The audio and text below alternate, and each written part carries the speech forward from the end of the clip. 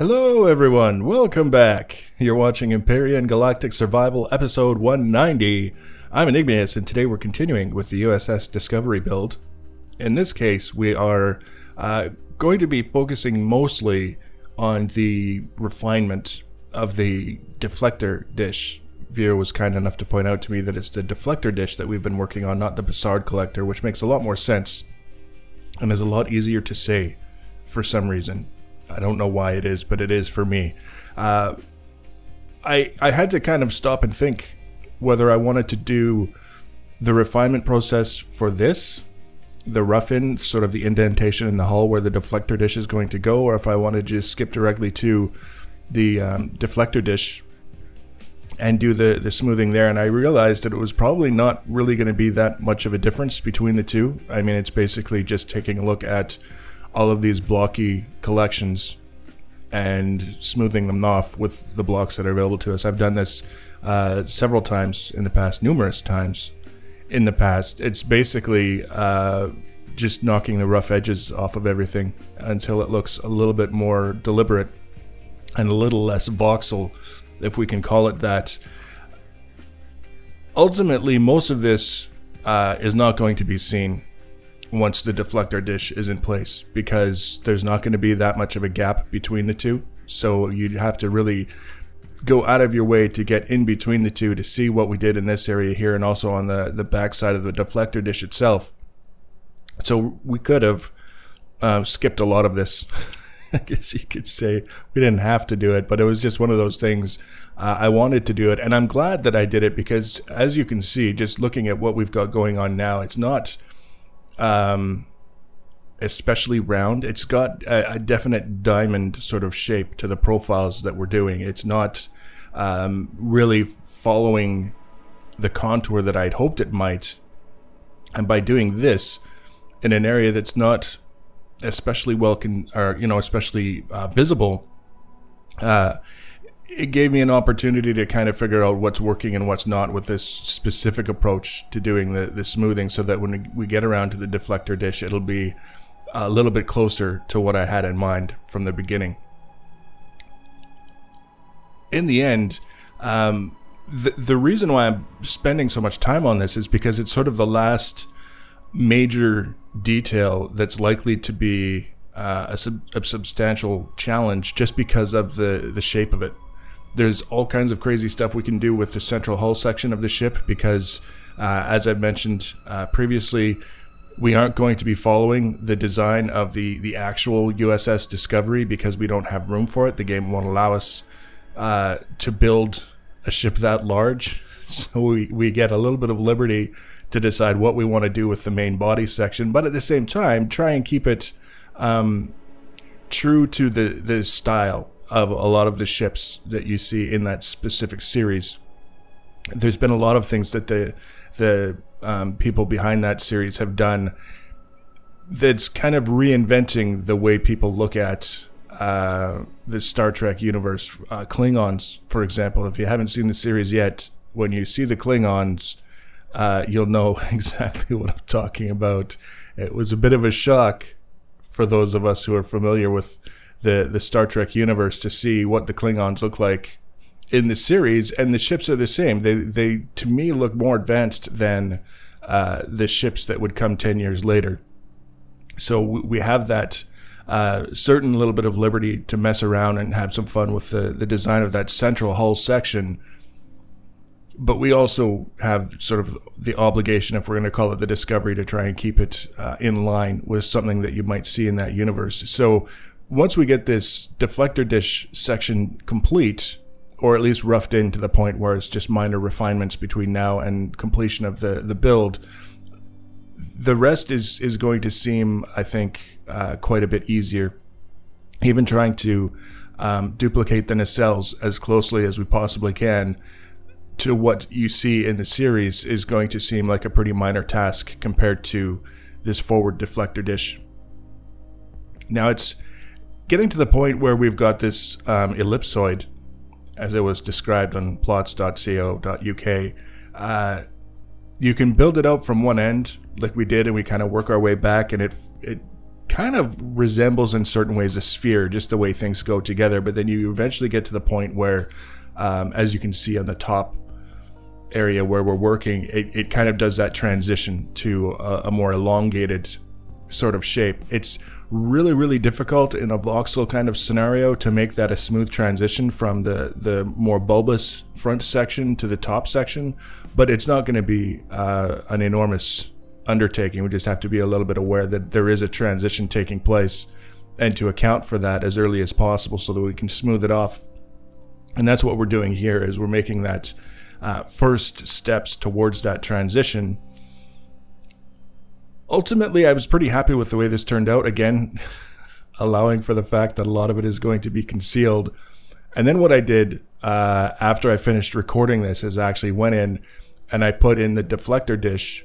And the reason why I'm not showing it is because I used the exact same ellipsoid for the deflector dish as we did for this part of the hull that's in behind the deflector dish. I just moved it back 3 blocks so that it had a little bit of a gap between the dish and the hull, and then it was a complete duplication of what we did for this particular part of the build. And the whole idea at that point was just more or less to give us a rough guide for where things should go when we do the final smoothing of the deflector dish, because I've learned a few things about how I wanted to approach it to kind of get a more uniform shape, especially towards that back end or the front end, depending on what you want to call it. The top section is, again, we have a little bit of liberty to make some decisions on our own, but mostly I just wanted the profile to be fairly uniform between the hull indentation and the dish itself. And when I realized I was going to be using the same shape, I also realized that it wasn't necessary for me to show you guys the building of that or even the smoothing, because as you can see, it turned out not too bad for what it is. And then I just made structure a little bit here so that we can extend it back. And now we'll just do a bit of a live tour so that you can see what it looks like. And I added some lighting as well, so you'll be able to see that too.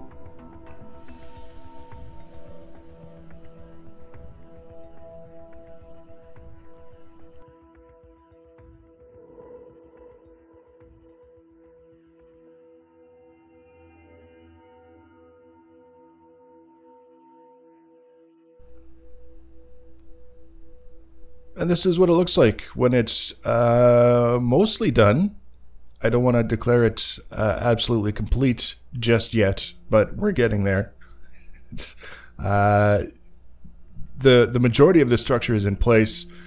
This is obviously the deflector dish. This is not the indentation that we just finished working on. And you can see probably the difference already between the two is that this one's definitely got more round aspects to it and less sort of lumpy diamonds. One way to describe it. The lighting is actually something that I've been messing around with, and I'm not 100% there with it yet.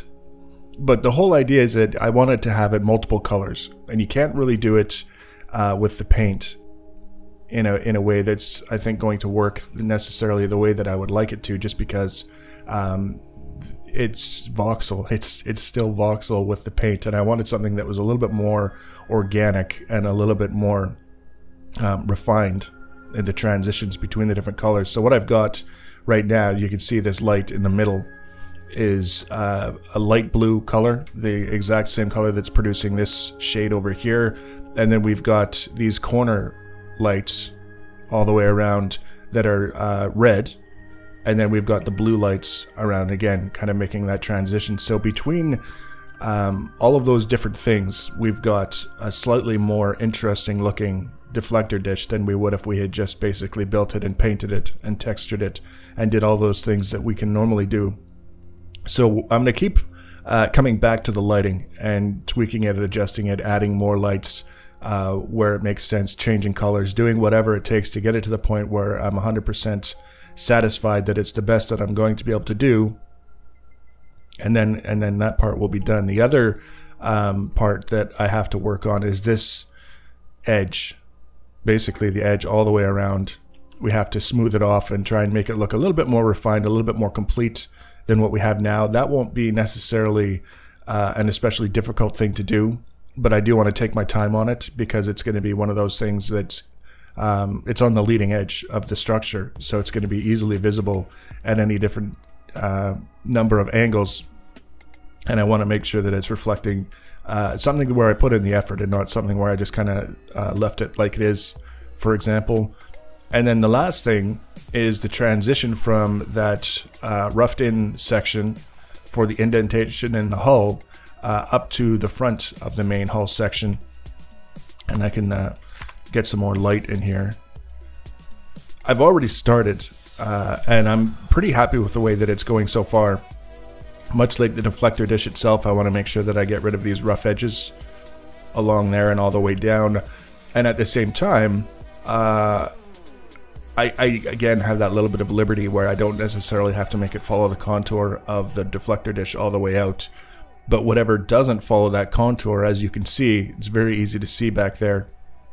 I'll have to go in the back and make sure that we smooth this section off as well, so that it's again more complete and shows that we actually put the effort in. In terms of actually ever being able to get back here and see what we did or didn't complete, it's looking now like it's not going to be a part of the process. You can see we're basically clipping through everything. there's a whole lot of room here for nothing.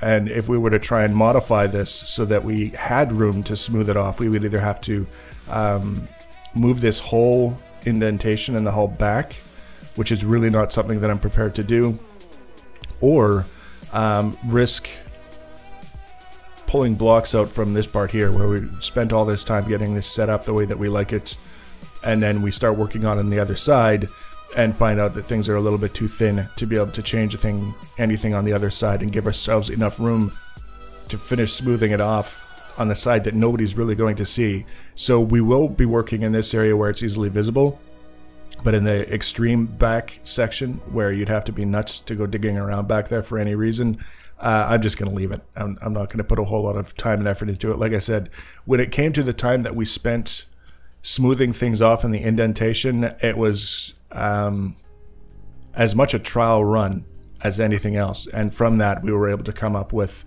an approach that I think does a much better job of trying to sell this whole idea of an ellipsoid that was made on purpose and not necessarily in a voxel world. So we're making good progress.